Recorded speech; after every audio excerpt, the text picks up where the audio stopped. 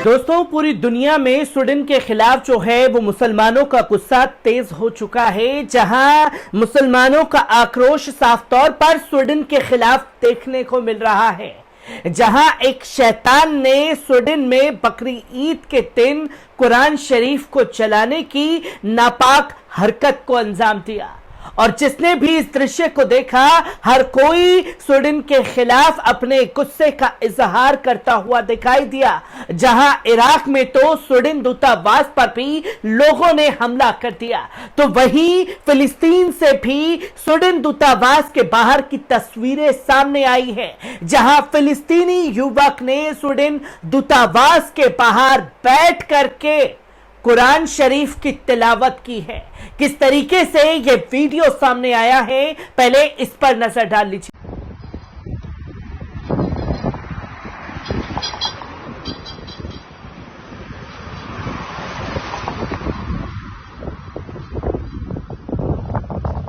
आपने देखा कि कुरान शरीफ जो है वो स्वीडन में जलाया गया और स्वीडन दूतावास के बाहर बैठ करके फिलिस्तीन में इस युवक ने एक कड़ा संदेश इस्लामोफोबिया फैलाने वाले लोगों को दे दिया है, जहां साफ तौर पर यह बता दिया है कि आप अपनी नापाक हरकतों को जारी रखें और इस नापाक हरकत में आप चाहे कोई भी कदम उठाएं, हमारे दिलों से कुरान शरीफ मिटने वाला नहीं है। तो वहीं इजिप्ट ने कल तक सरकार ने इसको लेकर के एक कड़ा संदेश जारी किया था, जिसकी निंदा पेश की गई। तो वहीं अब मिस्र की अल अजहर जो इंस्टीट्यूट है, धार्मिक स्कॉलर के नाम पर बड़ी तंजीम है, उसने दुनिया भर के मुसलमानों से स्वीडन के प्रोडक्ट्स का बायकॉट करने का ऐलान कर दिया है। किस तरीके से ये पूरी चीजें भी सामने आई हैं, एक बार इस रिपोर्ट पर नजर डालते हैं। दोस्तों, मिस्र ने अल अधा के पहले दिन स्वीडन के स्टॉकहोम में पवित्र कुरान की प्रति जलाने की कड़ी निंदा की, जहां मिस्र के विदेश मंत्रालय ने पहले ही कहा यह कृत्य घृणित था और दूसरों के प्रति सम्मान के मूल्यों और उनकी पवित्रता के विपरीत है। मिस्र ने कुरान जलाने की बार बार होने वाली घटनाओं और कुछ यूरोपीय देशों में इस्लामोफोबिया और धार्मिक अपमान की बढ़ती घटनाओं पर भी गहरी चिंता को व्यक्त किया है।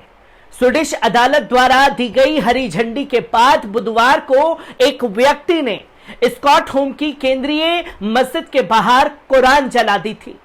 इस घटना से दुनिया भर के मुसलमानों में साफ तौर पर आक्रोश फैल गया है, जिन्होंने इस घटना को उकसावे वाला और उनकी धार्मिक मान्यताओं का उल्लंघन बताया है।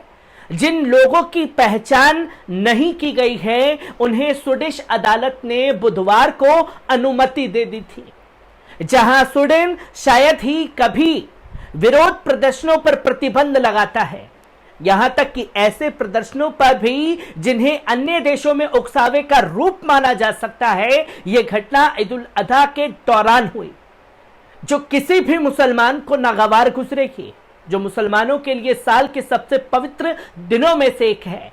उन लोगों ने कुरान के पन्ने फाड़ दिए, उन्हें अपने जूतों पर पोंछा और फिर उसके बाद आग लगा दी। वे प्रति प्रदर्शनकारियों के एक समूह से घिरे हुए थे। सुन्नी इस्लाम के सर्वोच्च धार्मिक प्रतीकार अल अजहर ने भी कुरान जलाने की निंदा की है। अल अजहर ने स्वीडिश उत्पादों के बहिष्कार का खुल करके ऐलान कर दिया है और इस्लामी सरकारों से कुरान के उल्लंघन के खिलाफ गंभीर और एक रुख अपनाने का आग्रह किया है। जहां अल अजहर ने दुनिया भर के फतवों और धार्मिक अधिकारियों से स्वीडिश उत्पादों के बहिष्कार की बाध्यता पर फतवा जारी करने का भी ऐलान किया है।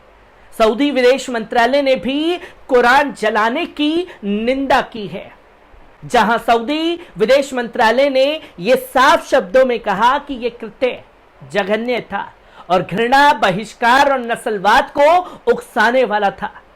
सऊदी विदेश मंत्रालय ने स्वीडिश सरकार से भविष्य में ऐसी घटनाओं को रोकने के लिए कार्रवाई करने का ऐलान किया है।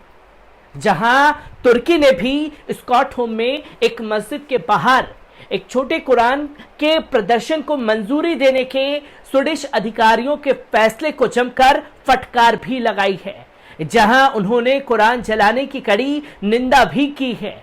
इराकी सरकार ने इस कृत्य को भयानक बताया है और कहा कि इससे लाखों मुसलमानों की भावनाओं को ठेस पहुंचा है। इराकी सरकार ने स्वीडिश सरकार से भी अपराधियों को न्याय कटघरे में लाने का ऐलान किया है। तो वहीं मोरक्को ने भी कुरान जलाने की निंदा की है। मोरक्को के विदेश मंत्रालय ने स्वीडिश में अपने राजदूतों को अनिश्चित काल के लिए परामर्श के लिए बुलाया है। मोरक्को के विदेश मंत्रालय ने यह साफ तौर पर कहा है कि यह बिल्कुल भी स्वीकार नहीं किया जा सकता। यह सहिष्णुता और सह अस्तित्व के मूल्यों के विपरीत है। इस घटना से दुनिया भर के मुसलमानों में आक्रोश फैला है। इस घटना ने यूरोप में इस्लामोफोबिया की बढ़ती समस्याओं को लेकर के भी दुनिया के सामने चिंता बढ़ा दी है। मिस्र की शीर्ष धार्मिक संस्था ने बुधवार को दुनिया के मुसलमानों से यूरोपीय देशों में धुर दक्षिणपंथी कार्यकर्ताओं द्वारा इस्लाम की पवित्र पुस्तक के अपमान और डच उत्पादों का बहिष्कार करने का खुलकर ऐलान कर दिया है।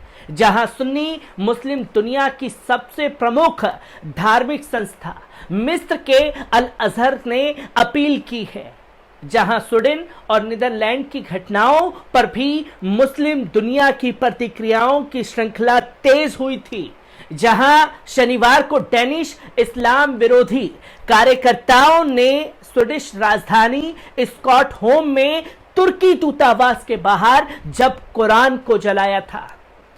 और रविवार को सुदूर दक्षिणपंथी पैगिडा आंदोलन के डच नेता ने भी हेग में डच सांसद के पास कुरान के पन्ने फाड़ दिए और उन्हें कुचल दिया था। मिस्र के अल अजहर ने अपमान को मुसलमानों के लिए अपराध कहा है और कहा है कि दोनों देशों का बहिष्कार उन सरकारों के लिए एक उचित प्रतिक्रिया होगी जो अमानवीय और अनैतिक बैनर के तहत बर्बर अपराधों की रक्षा करती है, जिन्हें वे अभिव्यक्ति की स्वतंत्रता कहते हैं। इस पर पाकिस्तान के पूर्वी शहर लाहौर में भी सैकड़ों लोगों ने विरोध प्रदर्शन किया और बेअदबी की निंदा की। तो तुर्की के दो प्रमुख शहरों इस्तांबुल और अंकारा में भी विरोध प्रदर्शन हुए। स्टॉकहोम में हुई घटना के बाद तुर्की के राष्ट्रपति रसप तैयब एर्दोगान ने स्वीडन से कहा कि यूक्रेन पर रूस के युद्ध के बीच नाटो के सैन्य गठबंधन में शामिल होने का सपना आप अपने अब दिमाग से निकाल दीजिए और अंकारा के समर्थन की उम्मीद ना करें। इस पर तुर्की के दूतावास के बाहर कुर्द समर्थक प्रदर्शनों की अनुमति देने के लिए स्वीडन की भी आलोचना की, जहां यूरोपीय देशों ने लंबे समय से अभिव्यक्ति की स्वतंत्रता के अधिकार का अपना बहाना बनाया है और इस पर हिंसा को भड़काने और नफरत को फैलाने वाला काफी हद तक प्रतिबंधित है, जिसको लेकर के तमाम देशों की, तमाम दुनिया के मुसलमानों की प्रतिक्रियाएं आना तेज हो गई हैं और दुनिया भर के आलिमों ने अब यह फैसला ले लिया है कि स्वीडन के प्रोडक्ट्स का बायकॉट किया जाना चाहिए और दुनिया के मुसलमानों से इसकी अपील कर डाली है। हर एक तस्वीर आपके साथ साझा करता रहूंगा। दीजिए इजाजत।